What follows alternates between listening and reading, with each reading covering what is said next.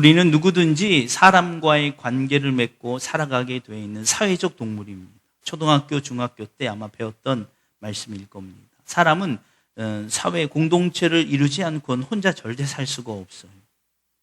아무리 잘난 사람도 절대 혼자 살 수 없습니다. 그것은 하나님이 태초에 인간을 만드실 때 아담과 하와 그 옆에 그것을 두었기 때문에 누구나 사회적으로 공동체를 이루게 돼 있어요. 그런데 사람마다 다 그 관계, 사람과의 관계를 맺을 때 그 깊이와 그 중도가 다 차이가 있다는 것입니다. 흔히 얘기하는 것처럼 우리 집에 문 앞에까지만 같이 있을 사람이 있고 마당에 들어올 사람도 있고 집 안에 같이 갈 사람도 있고 안방까지 들어갈 사람도 있다는 것. 사람마다 다 똑같이 대하지 않는 것이 분명합니다. 그렇죠? 이건 누구나도 다 인정할 거예요. 그런데 어디까지 갈 수 있는가, 그 사람의 깊이를 따지고 생각할 때 우리가 그 사람과의 나의 관계의 친밀도를 알 수 있다는 것입니다. 안방까지 갈 사람을 선택할 때 어떤 기준이 있느냐, 혹은 문 앞까지만 올 사람한테 어떤 기준점이 있느냐가 다 다르다는 거예요. 스치는 사람과의 관계, 그냥 문 앞에서 돌아갈 사람을 관계를 따질 때 우리가 깊이 생각하지는 않는다는 거예요. 그냥 한마디로 비즈니스적인 관계를 맺는 사람은 내가 주고 받는 것에 그친다는 거예요. 여러분, 우리 권사님도 물건을 사고 팔고 하지만 물건 사고 파는 손님한테 저 사람이 나랑 마음에 맞으면 내가 물건을 팔고 맞지 않으면 나는 안 팔 거야 하지는 않잖아요. 서로의 이익과 상관계에서 그냥 파는 거예요. 마음에 들지 않아도 팔 수도 있고 살 수 있는 거예요. 그렇죠? 그냥 비즈니스적인 관계. 그런데 안방까지 같이 들어갈 사람을 비즈니스적인 그런 관계로 한다면 될까요? 안 될까요? 절대 안 되는 거죠. 부부 관계에서 당신이 받을 거, 내가 줄 거, 우리 이렇게만 살자. 이거는 절대 그럴 수가 없어요. 부부 관계는 마음을 주고 받아야 되기 때문에 그렇습니다. 사람마다 관계를 맺을 때 어디까지 가느냐의 그 기준점이 다르다는 거예요. 그러면 여러분들, 예수님은 어디까지 가기를 원하십니까? 우리는 늘 언제나 그렇게 얘기하죠. 언제나 영원토록. 근데 실제로 보면 예수님과 관계를 맺을 때 가끔은 너무나 가볍게 생각할 때가 많다는 거예요. 때로는 비즈니스적인 관계를 맺을 때도 있어요. 예수님, 나 지금 기도합니다. 알죠? 이만큼 받아야 돼요. 예수님, 나 예배 시간 1년 내내 365일 가운데 주일 52주 한 번도 안 빠졌어요. 그러니까 아시죠? 이렇게. 심지어 설교하고 있는 저도 가끔은 비즈니스적인 예수님을 대할 때가 있어요. 예수님의 말씀을 들으면서 말씀 속에서 예수님의 마음이 어떤가를 궁금하기보다 오히려 말씀을 통해서 어떻게 하면 내가 유명해질 수 있을까? 마치 예수님을 세일즈하는 이 그런 영업사원처럼 어떻게 하면 많은 사람들에게 이 성경을 잘 소개해서 내가 유명해지고 내가 원하는 많은 것들을 얻어낼 수 있을까? 라는 생각을 할 때가 있다. 어떻게 하면 설교를 막 잘해가지고 성도님들에게 헌금을 많이 거둘까? 그 헌금을 잔뜩 걷어서 교회를 막 부흥시켜야지. 이거 죄 아니잖아요, 하나님. 교회 부흥되면 나도 좋고 예수님도 좋고 서로 좋은 거잖아요. 그러니까 제가 헌금을 많이 걷는 겁니다. 그래서 성경을 읽을 때 예수님이 어떤 마음이셨을까 보다 더 중요한 건 어떻게 하면 더 유명해질 수 있을까에 집중한 거예요. 라고 얘기하며 자기 합리화 속에서 빠져들어갈 때가 많다. 예수님은 우리와 관계는 영원히 함께할 사이예요. 그럼 뭐 해야 돼요? 마음이 통해야 돼요. 할렐루야. 마음이 통해요. 내가 무엇을 얻을까? 무엇을 잃을 수 있을까? 무엇을 그에게 줄 수 있을까? 이전에 마음이 통해야 된다. 할렐루야. 그래서 지금 10주째 예수 동행이라는 이 주제를 가지고 예수님이 사복음서에 나온 그 행적을 통해서 어떻게 하면 예수님의 마음이 알 수 있을까에 집중해서 진행하고 있는 것입니다. 여러분, 예배 처음에도 그런 말씀을 드렸지만 오늘 꼭 느끼는데 집중하시기를 주의 이름으로 축원합니다. 이해하는 데 집중하지 마시고 느껴짐을 집중하셔요. 할렐루야. 여러분, 자녀와 부모 관계에서 자녀가 말하는 게 깐난아기 때 이해가 돼서 그가 느껴집니까? 그렇지 않죠. 뭔 말하는지 잘 몰라요. 엉엉거리고. 저희 아이는 초등학교 4학년인데도 자기가 원하는 걸 막 말해요. 도대체 뭔 말하는지 모르겠어요. 그런데 느껴져요. 여러분, 이해하시려고 하지 마시고 말씀 속에서 주님의 마음을 느껴보시기를 주 이름으로 축원합니다. 그게 진짜 만나는 거. 할렐루야. 막 말씀 듣고 돌아가면서 누군가가 여러분들에게 만약 물어보신다면 예수님 만나셨어요? 만났어요. 말씀이 뭐라고 하는가? 그건 잘 모르겠어요. 근데 어떻게 만났다고 해요? 그런데 뭔지 모르지만 마음이 따뜻해지고 내 안에서 웃음이 기쁨이 넘쳐. 이게 만난 거예요. 만났습니까? 만났어요. 오늘 목사님 말씀을 들으니까 철학적으로 이렇게 그래요. 근데 얼굴은 왜 그러세요? 모르겠어요. 얼굴이 아직도 표정이 확 찌그러져. 우리 엄마 아빠 예수님 만나고 오셨다 했는데 교회가 만난다는데 만나기 전 만나고 후 똑같아. 오히려 교회만 갔다 오면 더 막 돼 있어. 갔다 오면 권사가 어땠느니, 장로님이 어땠느니, 우리 목사님 설교가 어땠느니, 이거 예수님 만난 거야, 권사님 만난 거야, 장로님 만난 거야, 목사님 만나러 간 거 아니야, 이게? 그러니 그 아이들이 교회 가기를 싫어하게 됐죠. 왜냐하면 사람 만나러 간다면 굳이 교회 갈 필요가 없죠. 어디가 더 많아요? 좋은 데 많잖아요. 백화점, 커피숍, 이런 술집 이런 데 가면 더 잘 만나요. 얼마나 거기 가면 더 좋은 사람을 만나는데요. 그런데 교회 가서 우리가 하나님을 만나고 돌아오지 못하니까 아이들 가운데 그 다음 세대의 신앙이 계속 내려가지 못해요. 이 본문과 상관없이 좀 흘러가긴 하지만 과거에 보면 한국의 초기 감리교가 기독교가 들어왔을 때 생활 전반적으로 다 힘들고 어려웠어요. 그렇죠? 모든 사람이 다 어려웠어요. 정말 속된 말로 정말 찢어지게 가난했어요. 그런데 교회를 다닌 사람과 다니지 않는 사람이 차이가 있더라는 거예요. 교회 다닌 사람은 막 돈을 많이 벌어가지고 뭐가 되는 게 아니라 얼굴 표정이 다르다는 거예요. 그리고 교회를 다니는 부모님은 그 자녀들에게 적극적으로 무언가를 위해서 가르치기 시작하더라고요.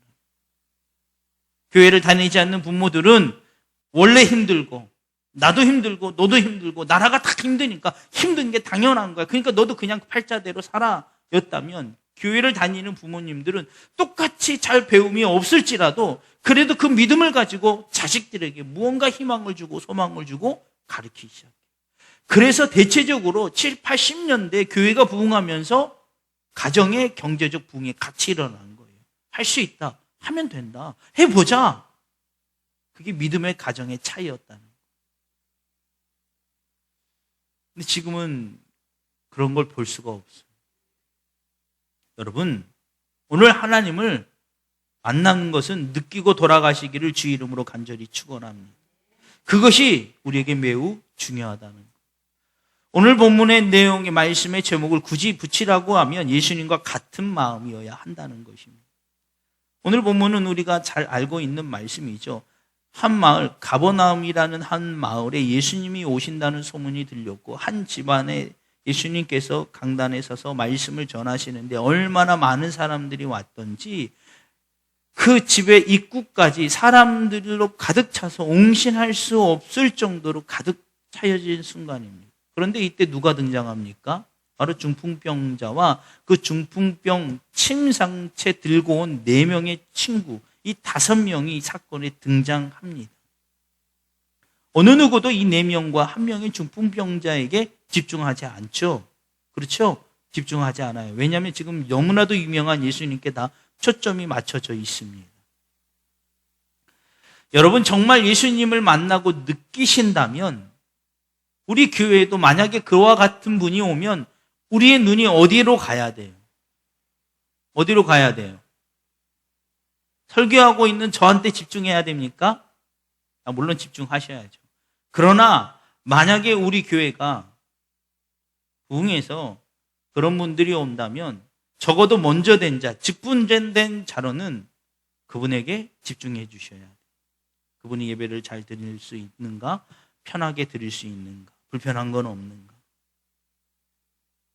장로님이니까 직분자니까 무엇보다 말씀 예배 시간에는 목사님 말씀 저 설교에 집중해야 돼. 집중에 방해가 되는 것들은 모두 다 죽을 줄 알아. 조그만 아이가 뛰어가도 발로 걸어서 넘어뜨려가지고 잡아 끌어내. 그러시면 안 된다. 여러분 예수님의 마음을 갖는다면 중풍병자에게 집중했어야 돼요. 그런데 거기 있는 사람 어느 누구든지 예수님의 마음을 느끼지 않고 그냥 보기를 원했다는 거예요. 무엇을 얻을 수 있을 것인가? 소문에 듣자하니 예수님이라는 저 히브리 청년이 손에 얹으면 병도 고침받고 심지어는 놀라운 기적들이 많이 일어난다더라. 오늘 그거 보기를 원했다는 거예요. 그래서 중풍병자 저 하찮은 사람에게 어느 누구도 집중해 주지 못했어요. 결국 그 중풍병자와 4명의 친구가 특히 이 4명의 친구가 이 끼를 발휘해서 지혜를 발휘해서 결국 이 중풍병자 침상체 예수님 앞에까지 도달하는 데 이루고 맙니다. 그 순간부터 이 중풍병자는 모든 사람의 이목을 집중시키는 하나의 인물이 돼버리죠. 왜요? 예수님이 행하시는 기적을 볼 수 있는 절호의 재료가 된 것입니다. 여러분 우리도 이와 같은 순간에 정말 조심해야 될 게 있어요. 우리 교회에 연약하고 육신적으로 연약하고 또 여러 가지로 연약한 분이 오면 우리는 가끔 이 상황과 똑같은 기대치를 가지고 바라볼 때가 있다. 어떻게 하면 그 사람이 고침받을 수 있을까? 어떻게 하면 그 사람이 고침받게 될 것인가? 고침받지 못하면 우리 목사님, 신령하지 못하는 목사님, 여기 하나님 안 계시는 분으로 우리가 착각할 때가 있다. 우리가 집중해야 될 것은 그 부분이 아닙니다. 예수님의 마음을 한번 살펴보시기를 주 이름으로 축원합니다. 오늘 본문의 말씀의 제목처럼 예수님과 같은 마음을 품으면 놀라운 기적을, 진짜 놀라운 복을 경험하게 된다는 것. 많은 사람들의 기대대로 결국 이 중풍병자는 고침을 받았죠. 그렇죠? 침상까지 들고 갈 만큼 완벽하게 변화된 겁니다. 그냥 그럴 수도 있어 라는 착각을 일으킬 만큼 그냥 고침받은 게 아니죠. 그냥 자기 몸 하나 어떻게 전혀 몸을 쓸 수 없는 완벽한 중풍병, 그 중도가 너무나 심각해서 친구들이 침상 통째로 들고 올 수밖에 없는 그 중증의 환자가 예수님께서 치료 기적을 행하시자 그저 자기 몸 겨우 들고 일어나는 것도 기적이죠. 그런데 자기 몸 겨우 들고 일어나서 걸어가는 것이 아직 서툴게 이렇게 막 걸어갔다면 그것도 기적이죠. 그렇죠? 그것도 기적이에요. 그것도 기적이지만 사람들이 나중에 후일에 그럴 수도 있지. 좀 좋아졌나 보다. 그때가 됐나 보다. 라고 할 수 있을 만큼 오해가 쌓일 수도 있다는 거예요. 그런데 오늘의 본문에 보니까 침상을 들고 갈 정도예요. 할렐루야. 저건 도저히 기적 아니고서는 가능하지 않는다는 사건까지 보게 됩니다. 그런데 예수님이 이 기적을 일으키시기 전에 이렇게 말씀하십니다. 작은 자야, 내 죄 사함을 받았느니라. 그러자 주변에 있는 많은 서기관들과 바리새인들이 마음속으로 그가 신성 모독죄라 하면서 예수님을 향해 마음속에 도끼를 품습니다. 그러자 예수님이 그 마음을 알고 뭐라고 말씀하십니까? 어느 것이 더 쉽겠느냐. 오늘 주님이 여러분에게, 우리에게, 저에게 하신 질문입니다. 어느 것이 더 쉽겠느냐. 다른 말로 하면 어느 것이 더 크게 보이느냐? 또 다른 말로 하면 어느 것이 더 네가 생각할 때 중요하다고 생각하냐? 죄 사함을 받는 것과 중풍병자가 상을 가지고 일어나 걸어가게 하는 것, 어느 것이 더 우리를 놀랍게 하겠느냐? 라고 질문을 하시는 것. 여러분은 어떻습니까? 내 죄 사함을 받았느니라 하고 그냥 중풍병이 낫지 않는 상태로 끝나는 게 더 커 보입니까? 아니면 상을 가지고 일어나 걸어가는 게 더 커 보이십니까? 이렇게 질문하시는 거예요.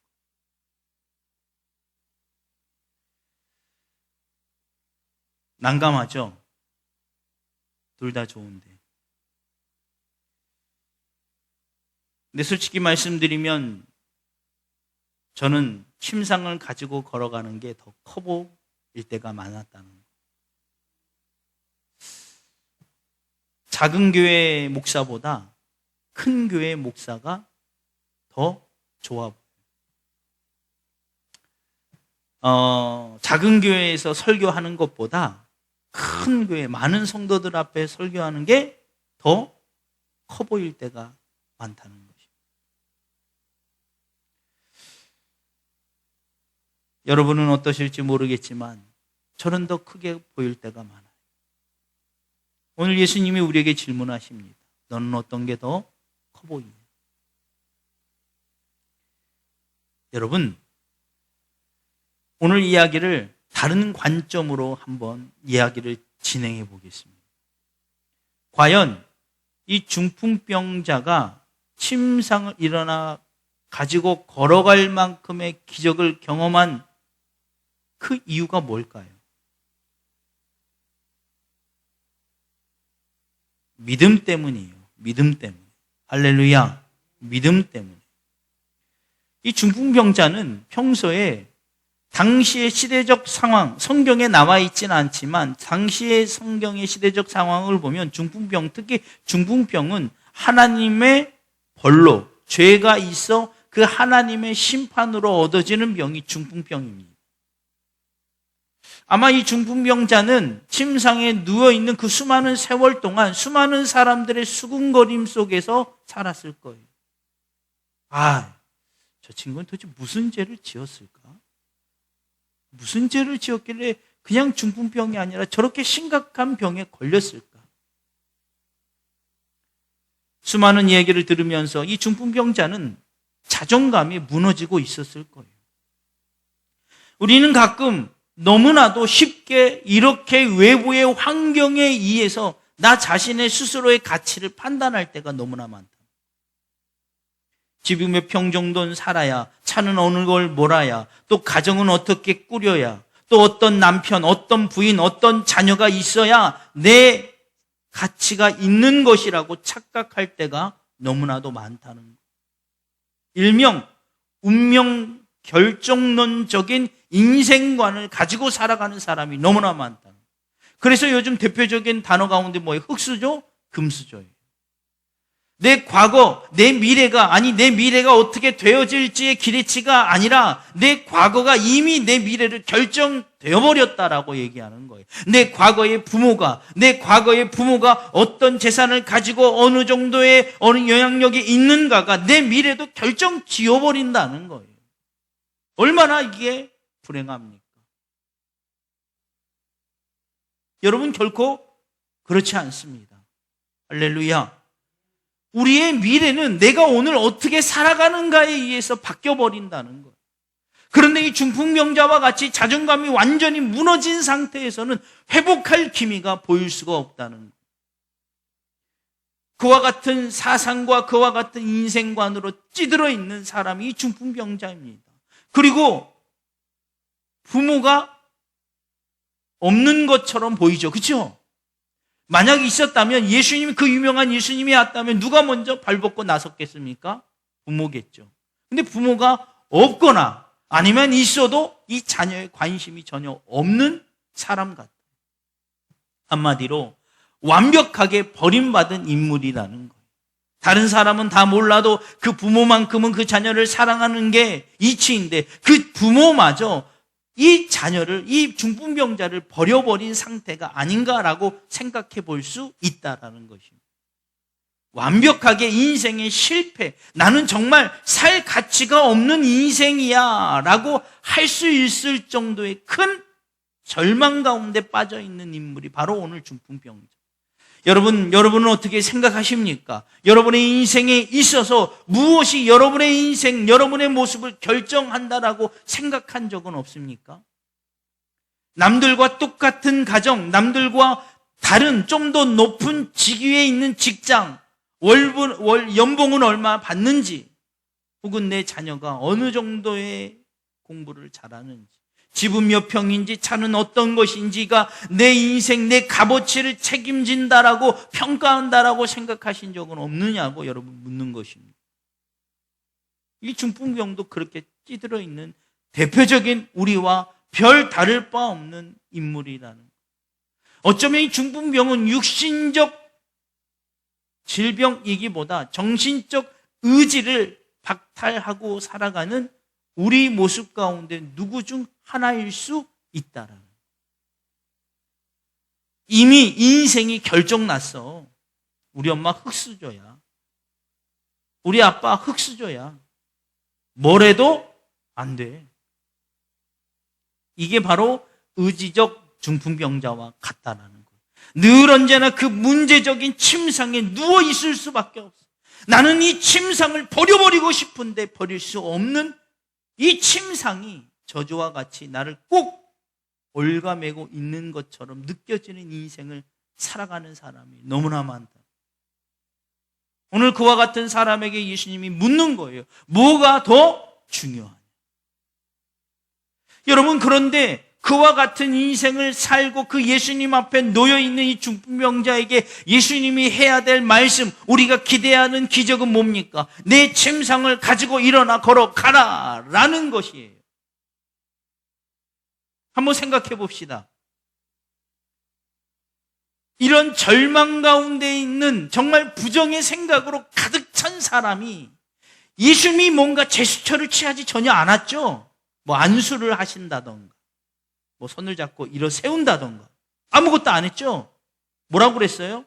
내 침상을 가지고 일어나 가라. 아유, 목사님, 개업하는 집에 와서 기도 좀 막 세게 해주세요. 그런 경우 있잖아요. 그냥 건성건성하면 왠지 응답이 안 될 것 같아서 목사님 좀 기도 세게 해주세요. 뭐 어떻게 세게 해야 돼요? 하나님, 이 사업장에 축복을 주시옵소서 이렇게 해줘야 돼요. 이게 세게입니까? 우리 실제로 그와 같은 믿음을 가지고 있다는. 목사님, 제가 병이 있는데 와서 좀 안수를 좀 세게 해주세요. 그럼 어떻게 해야 돼요? 머리를 꽉 눌러야 돼요. 여러분, 그럴 때 우리가 뭔가 기적을 경험한다라고 착각할 때가 있잖아요. 이 중풍병자도 생각할 때 믿음도 없어. 그리고 삶 자체가 부정적이에요. 그렇죠? 좀 긍정적인 사람의 삶을 가지고 있는 사람은 교회에서 하면 쉽게 적응할 때가 많잖아요. 그런데 부정적인 생각을 가지고 있는 사람은 교회에 적응 못할 때가 실제적으로 많아요. 그렇죠? 뭔만 하면 벌써 이렇게 눈이 이렇게 싸우기 준비 전 이렇게 가 있는 사람들이 있잖아요. 나 건들기만 해봐. 내가 지금 우리 부인이 오라고 그래가지고 왔는데 한 놈만 걸려. 이러고 있어. 우리 와이프가 내가 교회 안 가면 이혼한다고 해서 내가 온 거야. 내가 좋아서 온 게 아니라고 하면서 팔짱을 끼고 목사님이 설교하면 벌써 이렇게 쳐다봐요. 응? 뭔가 불만이 있고. 그런 분에게 제가 형제님, 침상을 가지고 일어나 걸어 가십시오. 갈까요, 안 갈까요? 뭐야?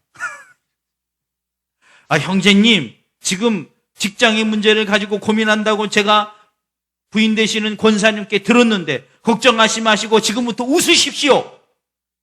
그는 웃을까요? 네. 그와 같은 상황이에요. 근데 어떻게 이 사람은 온몸이 굳어있는 사람, 태어나면서 어쩌면 한 번도 걸어본 것을 경험해보지 못한 사람, 한 번도 자기 이불조차도 개거나 펴보지 못한 사람에게 침상을 들고 일어서라고 하면 일어설 수 있을까요? 아마 원래 중풍병이 아닌 사람도 침대에 한 달만 누워있다가 걸어봐요. 어떻게 걸 수 있나요? 실제로는 걸을 수 있다고 하더라도 생각과 의식 가운데 불안해서 걷지 못해요.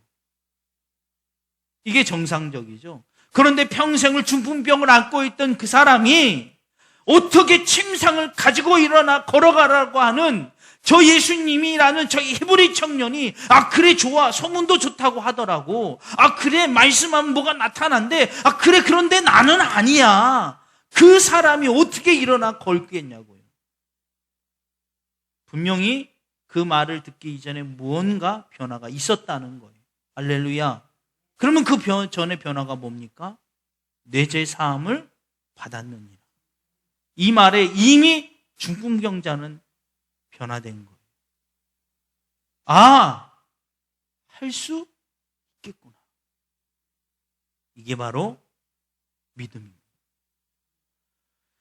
중풍병자에게 수많은 세월 동안 수많은 사람들이 지나가면서 하나님의 저주를 받은 사람이야, 네 죄 때문이야 라는 그 마음속에 그 짐에 쩌들어 있는 그에게 필요한 거는 침상을 가지고 일어나 걸어가라가 아니라 실제로 먼저 필요한 선행되어야 될 은혜는 너는 죄를 다 용서받았어. 너는 절대 네 가정, 네 집안의 이 집의 평수, 무슨 차, 무슨 남편, 어떤 직위, 어떤 자녀, 어떤 금수저, 흑수저가 네 인생에 너를 판단하는 게 아니야. 너는 너 자체로 내게 너무나도 소중한 자녀야 라는 말을 먼저 들어야 된다. 할렐루야. 그것이 우리 인생에 너무나도 중요한 말씀임을 믿으시기를 주 이름으로 축원합니다. 그래서 예수님이 묻는 거예요. 무엇이 더 크게 보이냐? 우리는 대부분 다 크게 보인대요. 그래요? 예수님 좋아요. 말씀 좋아요. 목사님 설교 좋아요. 그래요. 그런데 이왕이면 다홍치마라고. 그래요. 좀 더 좋은 집에 살면 좋잖아요. 교회 좀 커면 좋잖아요. 물론 좋죠. 그런데 선행돼야 될 게 있다. 여러분, 마태복음 15장 11절에 보니까 입으로 들어가는 것이 사람을 더럽게 하는 것이 아니라 입에서 나오는 것이 그 사람을 더럽게 하느니라. 할렐루야. 믿으십니까? 여러분, 우리는 우리 주변의 환경이 나로 하여금 자존감을 무너뜨린다라고 생각하고 있지만 그건 절대 착각이라는 거예요. 절대 그럴 수가 없어요. 내 자존감, 내 값어치는 내 속에서 나오는 겁니다. 그래서 예수님이 그 중풍병자에게 말해주는 거예요. 내 죄 사함을 받았네. 너는 더 이상 중풍병자, 죄인의 취급을 받는 자녀가 아니라 내 양자된 권세를 가진 자녀라. 설사 이 중풍병자가 침상에 그대로 누워있는 채 다시 그 집으로 돌아간다고 해도 더 이상 이 중풍병 그 침상은 저주의 침상이 아니라는 거예요. 왜요?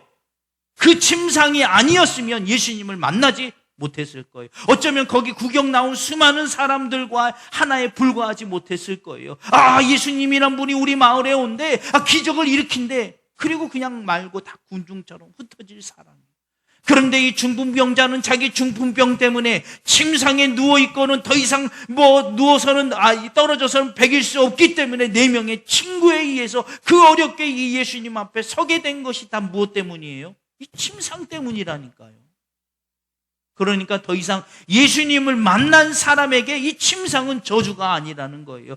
비록 기적과 같은 역사가 나타나지 않았을지라도, 그 집에 그 모양 그대로 들어갈지라도 더 이상 그거는 그 사람에게 저주의 상징이 아니에요.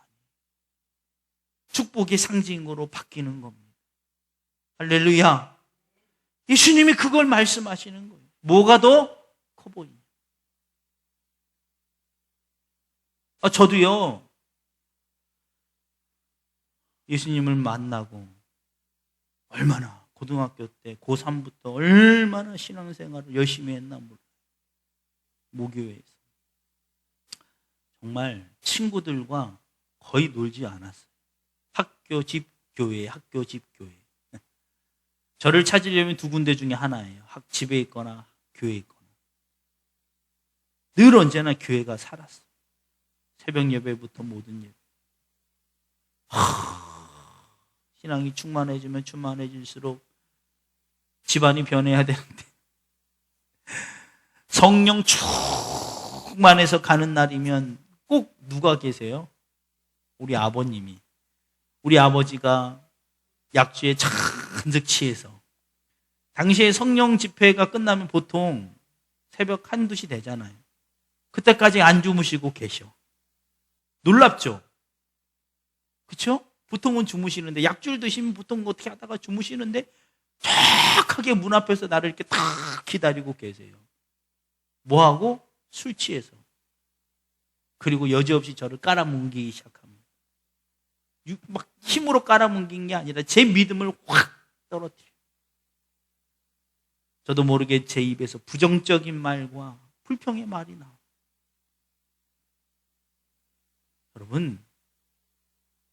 여러분 그 가정 그대로 갈지라도 우리가 막 기도하고 응답이 되지 않고 기적과 같은 역사가 나타나서 중풍병자와 같이 침상을 통째로 들고 들어 날려가는 그런 변화가 없을지라도요, 예수님을 만나면 그것과 상관없이 모든 것이 다 복으로 바뀌어진다는, 믿으십니까? 이게 오늘날 예수님이 우리에게 하시는 말씀. 무엇이 더 크냐? 여러분, 말씀을 마치도록 하겠습니다. 우리의 인생은 분명히 정해져 있어요. 누구나 한 번 왔다. 한 번 육신의 죽음을 통해서, 사망을 통해서 하나님 앞에 서게 됩니다. 그럴 때 우리에게 필요한 것은 몇 번 병의 고침을 받았느냐, 몇 번 하나님의 축복을 받아 얼마나 많은 부와 명예를 누렸느냐가 아니에요. 딱 한 가지, 내 죄 사함을 받았느냐, 그걸 물으신다는 거예요. 그래서 그토록 예수님은 우리에게 말씀하시는 거예요. 내 죄 사함을 받았느니라가 더 크게 보라. 할렐루야. 그러면 우리는 날마다 주님을 일상 가운데 수많은 기적을 경험하면서 살아가는 축복의 사람이 될 줄 믿으시기를 주 이름으로 축원합니다. 이 시간 우리 이 프린트물에 있지만 죄에서 자유를 얻게 함은라는 찬송가가 있습니다. 우리 찬송가 한번 하나님께 올려드리시고 통성으로 기도하시고, 통성으로 기도하실 때 오늘 예수님의 말씀처럼 우리 스스로에게 물어보시기 바랍니다. 뭐가 더 커 보이냐? 근데 저도 계속 이와 같은 질문 앞에 늘 자유롭지는 못하는 것 같아요. 이 앞에 이제 꽃 이렇게 돼 있지만 우리 저기 성도님이, 훈정 성도님이 전화 왔을 때 너무 좋았어. 너무 좋았어. 이건 제 고백입니다. 부담스러워하지 말고 들으세요. 정말 주님이 살아계시는 것 같더라고요. 이게 침상이 더 커 보이는 것 같은 거. 저 전화 한 통화에 주님이 진짜 살아계시는 것 같다니까요. 이러면 안 되잖아요. 물론 이 성도님을 사랑하는 마음 똑같지만 그래도 그것 때문에 살아계신다 안 살아계신다 하면 안 되잖아요. 우리가 그런 걸로 판단하면 안 된다는 거예요. 제가 나중에 교회가 막 부흥했을 때 부흥하니까 하나님 살아계셔 이러면 안 되잖아요. 그러면 안 돼요. 여러분들도 교회가 막 부흥했으니까 우리 목사님, 신령한 목사님이 하나님 살아계시는 걸 이렇게 하면 안 된다니까요. 하나님의 살아계심은 느껴져야 돼. 할렐루야. 느껴야 돼. 느끼면 뭐로 드러난다고요? 얼굴로, 말로 드러나게 돼 있어요. 그 사람이 어떤 걸 행하느냐 여러분 보지 마시고 그 사람의 삶 속에서 무엇을 하고 있느냐를 여러분 보셔야 돼요. 그래 진짜 하나님이 만나고 있는가? 저 사람이 진짜 하나님을 만나고 있구나를 경험할 수 있는 것입니다.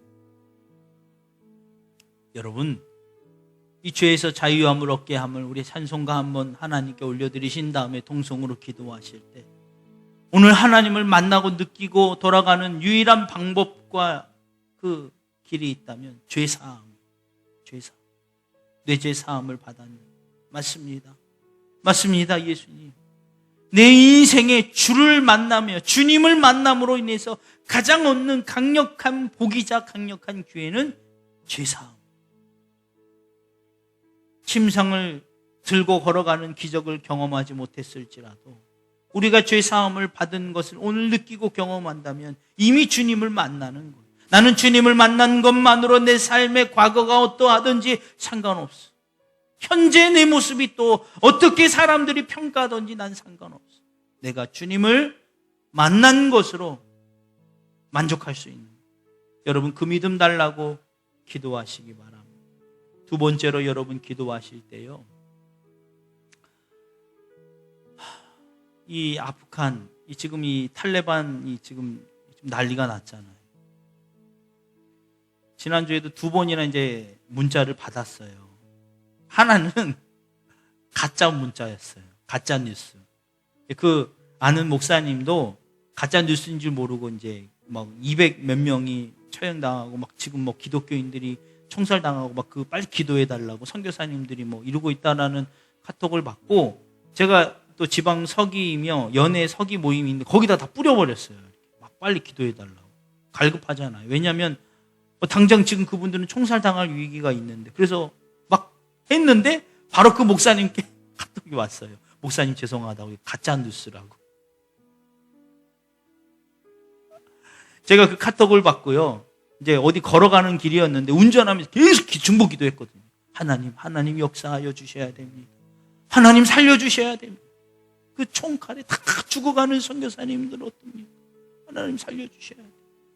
만약 하나님의 뜻과 계획이 있어서 그분들이 어쩔 수 없이 처형당해야 된다면 그 마지막 순간까지 하나님을 붙들게 하여 주옵소서. 그 총 앞에서도 믿음을 잃어버리지 않게 하여 주옵소서. 하나님 역사하여 주옵소서. 계속 기도했어요. 얼마나 많이 간절히 중보기도 했나 몰라요. 알고 봤더니 가짜 뉴스. 주님이 무슨 마음을 주는지 아십니까? 네가 가짜 뉴스에 속았을지라도 하나님 내가 보는 거는 네가 기도한 거. 그런 뉴스를 보고 그런 메시지를 봐도 그냥 흘려버리는 게 아니라 그게 비록 가짜이지만 넌 그럼에도 그걸 붙들고 기도해. 여러분 지금 기도가 많이 필요할 때 꼭 시간을 정해놓고 성전에서 기도하는 것도 좋지만 여러분 걸어가면서 운전하면서 계속 하나님께 기도하세요. 하나님 살려주옵소서. 이 나라 이 민족을 살려주옵소서. 세계 수많은 선교사님들을 살려주옵소서. 여러분 이렇게 기도해 주시기 바랍니다. 이 시간 우리 죄에서 자유함을 얻게 함을 한번 하나님께 올려드리신 다음에 통성으로 기도하고 마치도록 하겠습니다.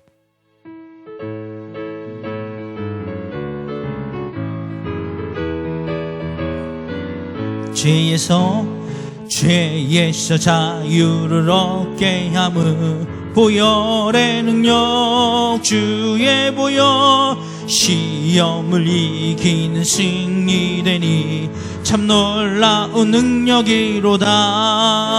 주의 보혈 능력이 또다. 주의 피 믿으오. 주의 보혈 그 어린 양의 매우 귀중한 피로다. 육체의 정욕을 이김을 보혈의 능력. 주의 보혈 정결한 마음을 얻게 하니 참 놀라운 능력이로다. 주의 보혈 능력이 또다. 주의 피 믿으오. 주의 보혈 그 어린 양의 매우 귀중한 피로다. 눈보다 더 희게 맑히는 것 보혈의 능력. 주의 보혈 부정한 모든 것 밝히시니 참 놀라운 능력이로다. 주의 보혈 능력이 또다. 주의 피 믿으오. 주의 보혈 그 어린 양의 매우 귀중한 피로다. 구주의 복음을 전할 제목 보혈의 능력. 주의 보혈 날마다 나에게 찬송 주니 참 놀라운 능력이로다. 주의 보혈 능력이 또다. 주의 피 믿으오. 주의 보혈 그 어린 양의 매우 귀중한 피로. 주의 보혈 능력이 또다. 주의 피 믿으오. 주의 보혈 그 어린 양의 매우 귀중한 피로. 마지막으로 주의 보혈 능력이 또다. 주의 피 믿으오. 주의 보혈 그 어린 양의 매우 귀중한 피로. 주여 삼창하고 통성으로 기도하도록 하겠습니다. 주여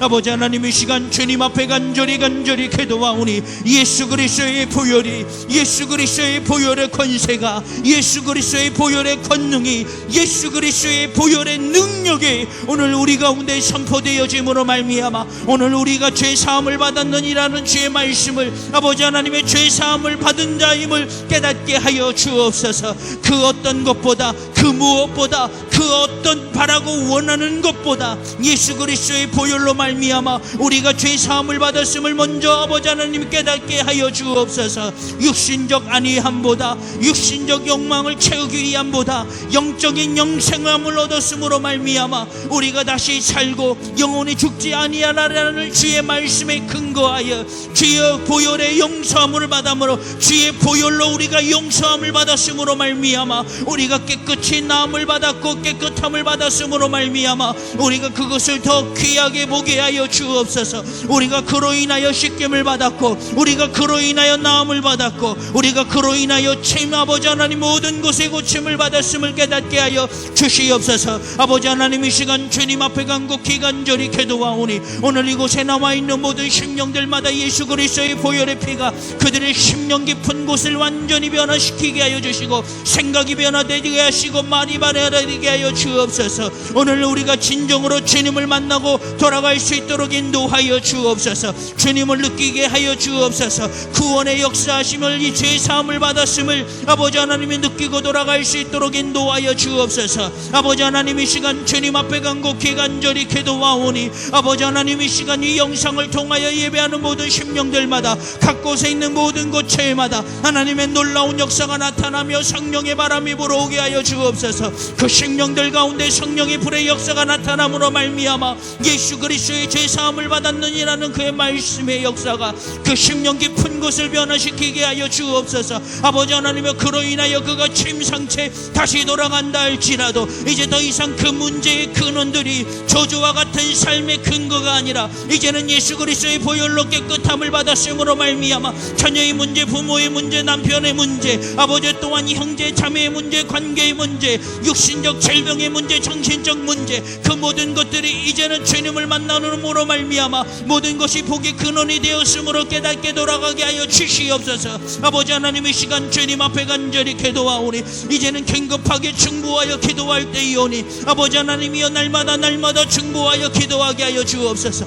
코로나로 인하여 세계적 여러 가지 정세적으로 인하여 전쟁으로 인하여 아버지 하나님이여 수많은 영혼이 죽어가고 있습니다. 특별히 아버지 하나님이여 기독교인들 기억하여 주옵소서. 그들이 끝까지 복음을 잃어버리지 않게 하여 주옵소서. 아버지 하나님이여, 수많은 죽음 앞에 위기 앞에서도 아버지 하나님이여 죽음의 사망 권세를 이기신 예수 그리스도의 보혈의 능력을 의지함으로 말미암아 그 어떤 순간에도 주님을 붙들게 하여 주옵소서. 악한 사단의 권세가 그들을 위협한다 할지라도 아버지 하나님이 그들을 두려움으로, 좌절과 절망감으로, 부정의 불평의 마음을 아버지 하나님이 그들의 믿음을 흔들지라도 예수 그리스도의 보혈의 능력으로, 예수 그리스도의 보혈의 권세로, 예수 그리스도의 보혈의 능력으로 아버지 하나님이 이겨낼 수 있도록 인도하여 주옵소서. 아버지 하나님의 시간 주님 앞에 간절히 기도하오니 하나님 열어 주옵소서. 하나님 그들의 영안의 눈을 열어 하나님의 나라를 보게 하여 주옵소서. 열어 주옵소서. 죽음의 위기 앞에서도 구원의 역사하심을 보게 하여 주옵소서. 죽음 앞에서 아버지 하나님이여 그들의 아버지 하나님이여 하나님을 보게 하여 주옵소서. 아버지 하나님의 시간 주님 앞에 간절히 기도하오니 하나님의 살아계심을 그들이 경험하게 하여 주옵소서. 아버지 하나님의 시간 주님 앞에 간절히 기도하오니 하나님 역사하여 주옵소서. 하나님 역사하여 주시옵소서. 지금은 우리 구주 예수 그리스도의 십자가의 보혈의 은혜와 지금도 분명 살아계셔서 인간의 모든 생사복을 주관하고 계시는 하나님의 끝끝인 사랑하심과 지금도 우리 안에 계시면서 말할 수 없는 탄식으로 친히 간구하시는 성령님의 감화 감동 교통 역사하심이 오늘 말씀처럼 이제부터 우리가 죄 사함을 받았느니라는 그 복을 가지고 살아가기로 작정하는 사업장과 직장과 가정 위에 이제로부터 영원토록 함께 하시기를 간절히 축원하옵나이다. 아멘. 역사하여 주옵소서. 역사하여 주시옵소서. 하나님 부어 주옵소서. 하나님 부어 주시옵소서. 모든 영광과 존귀를 인도하여 주옵소서.